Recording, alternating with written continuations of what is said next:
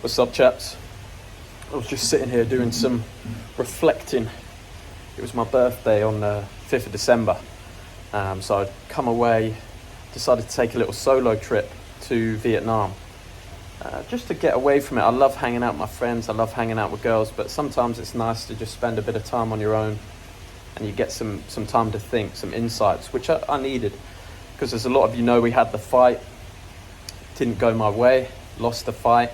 And that was a big deal for me. That was something that I was really invested in and really wanted to win. So I wanted to just talk to you about the fear of failure, because there's nothing I've seen more stop someone getting to where they want to be in life than the fear of failure. And that's always been something to me that scares me a lot. Failing, especially in front of people, is not something that I want to do. And my worst nightmare happened after the fight, because I'd failed in front of all you guys and all the people watching at home, my family, my friends, and I felt like I disappointed people. But in reflection, there's a few things that I think about failure that are so important. Because when you win, what do you go and do? Well, I certainly know what I go and do. I go and celebrate, and I think all of us have a capacity, especially myself, to inflate the ego. So let's say, for example, I'd gone in there, knocked out Lindsay in round one. I didn't have anything to reflect on then. In my head, I'm God, I'm the king. I'm the fucking best at this game. I don't need to learn shit. But when you lose, you're rudely awakened. Your ego takes a hit, it takes damage. And you have to look and reflect on your failures. So a failure for me is never a failure. It's just it's a challenge to be overcome. It's a learning lesson. And looking back on the fight, this has now pointed out to me so many different things about my mentality, so many things about the way that I train leading up to that fight that I can use to improve and go on to the next one. So the only thing to be scared of is stopping. The only thing you should ever be scared of is giving up. If you don't give up, you're still in the game. You have to fail. The failures in my life, and I've had a few, are the things that taught me the most. So that's what I'm doing with this fight. I'm sitting down, reflecting, looking at what I did in the fight, looking at what I did in the run up to the fight, and my boxing's already improving massively. I'm back in training, and the biggest thing to remember is just not to quit. So a lot of people, everybody talks about boxing, and they love to think themselves an official or somebody that knows what they're talking about. But the majority of people in life will never risk their ego. They'll never put it on the line. They'll never take any risk in their lives, and that's why they never become successful or become what they want to be. The biggest fear for me now is living with any regret. And I never wanted to get to a point where I died and thought, fuck, I didn't use my body to become an athlete.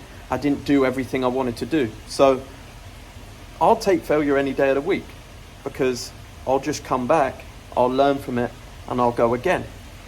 So if you're at a point right now, whether it be you're scared to go in on a business, you're scared to ask a girl out, you're scared to do a fight because of what might happen, I'd just say run straight towards that, because the cave you fear to enter holds the treasures that you seek. That's the biggest thing. Never be scared of failing. It's the things that you don't do that you will regret. You'll never regret giving something a try, because you learn so much. And also I've learned that people are more compassionate than I thought they would be. My friends are still proud of me. My family's still proud of me.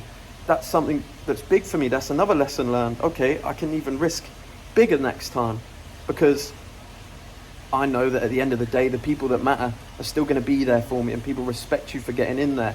Another thing that I think about is, in every good story, in every tale or fable or movie that we like, there is a hero normally. And what happens in the hero movie? Does the hero go in and win straight away? Do we like that? No, we have to see struggle. And that's what life is like. Your struggle is your biggest story. You just haven't written the ending yet. So you need to, everything that you're scared to do, write it down in a list and start ticking them off. Because if you fail at them, congratulations. You just got ammo for the greatest story, for the greatest comeback. And I can guarantee you right now, that's exactly what I'm going to do. In terms of fighting, we're in a new camp, I'm training again, I know what I need to work on, and we're going to come back in the new year. Going to do a few fights that are not going to be as big a deal, not going to be televised, take the pressure off, get the ring experience, and then we'll hopefully come back with a fight with Lindsay next year in Bali sometime, a redemption fight. So just wanted to hop on and give you a quick video, because I haven't done a video in a little while, and that was why I've been reflecting and doing other things. But yeah, that's a big point, and that's probably the things a lot of you have asked me what I learned from the fight. That's what I've learned so far.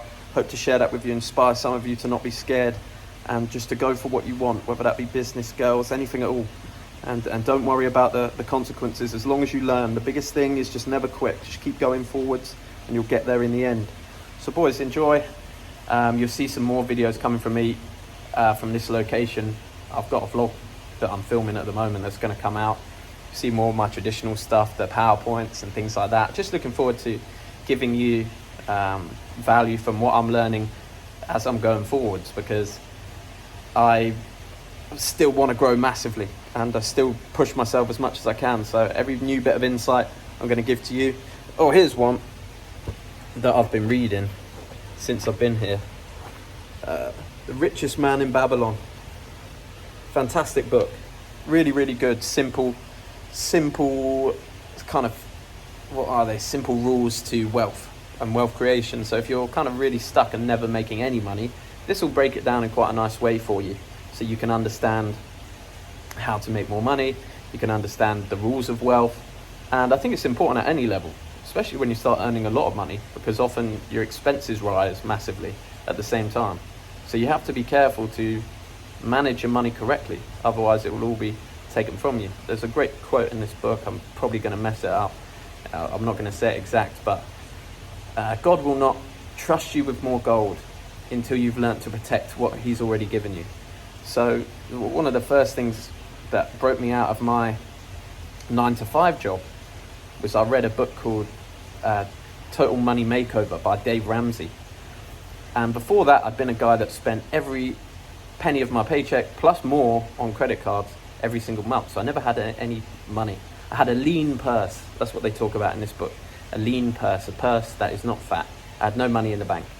And when I learned through that book to save money, it allowed me the freedom, once I had a fat purse, 10K, it allowed me the freedom to move.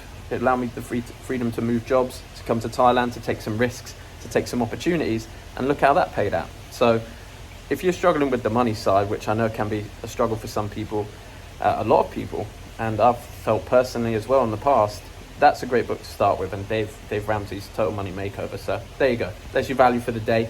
Boys, it's been a pleasure, and I'll see you all soon. Whoop-ow!